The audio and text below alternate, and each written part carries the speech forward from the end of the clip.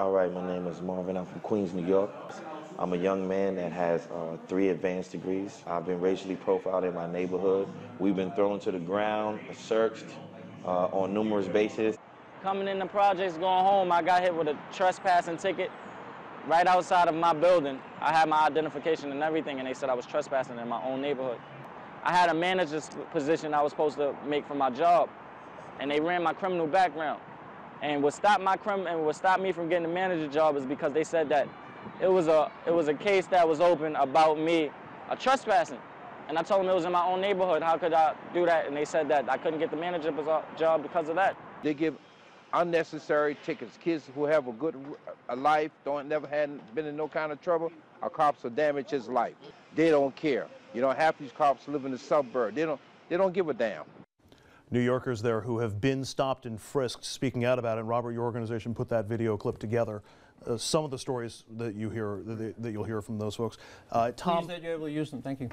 Our pleasure, and thanks for letting us use them. Tom, getting a sense, not a lot of sympathy for those stories. Well, there's not a lot of sympathy. Well, I shouldn't say that. I mean, listen, anybody who is an innocent bystander in this endeavor, you feel terrible about. You feel terrible that.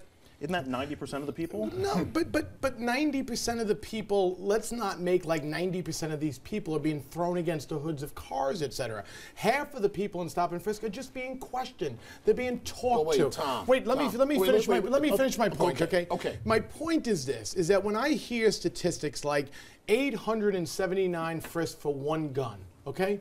As a father, think about if that one gun killed your kid. Okay. Well, I guarantee you'd go frisk 8,000 people to save your kid's life, okay? And the bottom line is we've taken 6,000 guns off the street.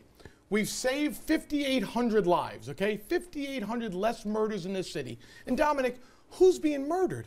African and Hispanic men, okay? Their lives are being saved. And that's why Reverend Floyd Flake, a leader in the African-American community, a former member of Congress, came out today and said, this is a program that works. And guess who was stopped and frisked themselves? The Reverend Floyd Flake, a former deputy mayor in New York City, was pulled over and treated like a little boy. Okay. So, you see, this is an interesting conversation. Tom Doherty is not the typical person. Tom Doherty grew up in the hood. He lived in Concourse Village on the Grand Concourse in the Bronx up until how long? 73. 73. That's when he got bad. So you were with us, and I'm a citizen of the Bronx. Right. But do you really think, and it's important that I say this, that the NYPD and police officers across America, they do an excellent job putting their lives on the line every day and protecting us. Do you really think they walk up and say, excuse me, young man, can you please get up on the wall? Or do you think they intimidate the hell out of you, throw you up on the wall, don't identify themselves, don't have their badges out, and may have their guns drawn? Which one do you think is more apt to happen? Dominic, there is no doubt what you say is true. But let's look at the big picture. So you're walking up the street. Wait. You're 15 years old. Listen, my son, it's actually happened to him, Tom.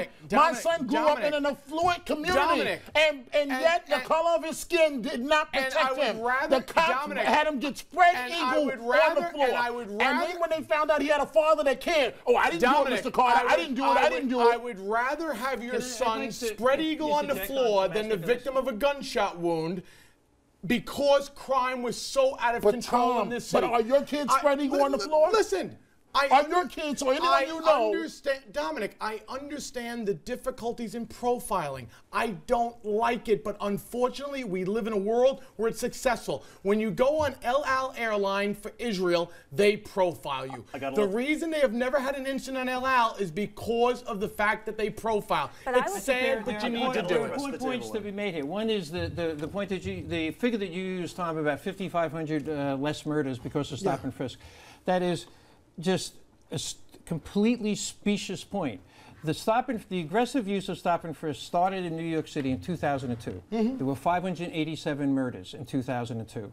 Now, since that time, the average number of murders has been 544. The number of murders in New York City has declined by 11% over that period of time. The number of stop and frisks have increased by over 600%. During that same period of time, in cities that did not use stop and frisk, in Los Angeles, murders dropped by 50%. In Chicago, they dropped by 35%. In Washington, D.C., by 43%.